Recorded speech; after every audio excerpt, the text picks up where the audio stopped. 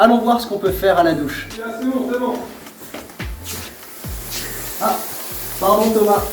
Merci, tu peux nous laisser. Voilà. Alors, première chose à laquelle on ne pense pas forcément, c'est le temps. Pensez à mettre un sablier 5 minutes, ça suffit largement. Et 2 minutes de douche, c'est 25 litres d'eau économisée. Pensons également aux mitigeurs qui permettent de mélanger l'eau chaude et l'eau froide pour économiser l'eau. Vous avez également les réducteurs de pression et de débit que l'on vient mettre au début du flexible qui permettent d'économiser 8 litres d'eau, de 15 à 8 litres. Vous avez également les systèmes de douchettes et de pommes de douche à économie qui permettent d'économiser moins de 10 litres d'eau par minute. Et enfin, n'oubliez pas qu'un pipi sous la douche, c'est une chasse d'eau économisée. Aux toilettes, allons voir. Une toilette classique comme celle de chez nos grands-parents consomme 15 litres d'eau à chaque chasse d'eau. Si vous mettez une bouteille dans la réserve, vous économisez 1,5 litre d'eau à chaque fois.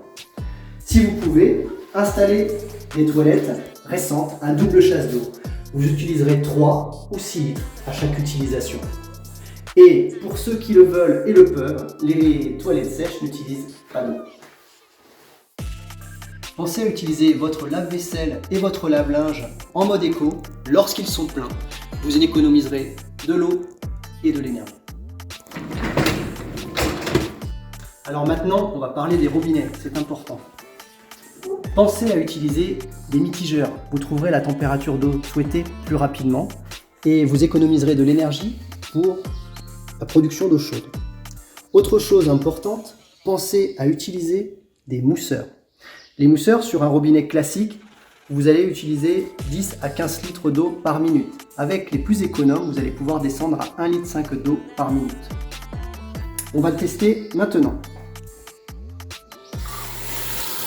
Avec ce robinet classique, on est à 10 litres d'eau consommée par minute. On va désormais installer un mousseur économe. Celui que j'installe est un mousseur très économe puisqu'il consomme 1,5 litre d'eau par minute.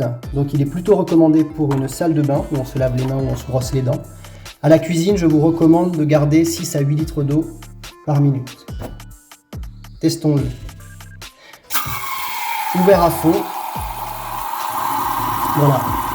L'indication est bien de 1,5 litre d'eau par minute. Et tout aussi efficace, pensez à la bassine. Lorsque vous lavez vos légumes, lorsque vous lavez votre vaisselle, récupérez l'eau. Et pensez à arroser vos plantes plutôt en matinée ou en soirée pour éviter l'évaporation. Alors au jardin, il y a aussi des astuces simples comme récupérer l'eau de pluie avec une grande cuve comme ici, avec un petit système de grillage qu'on a installé pour éviter tout simplement que les animaux tombent dedans.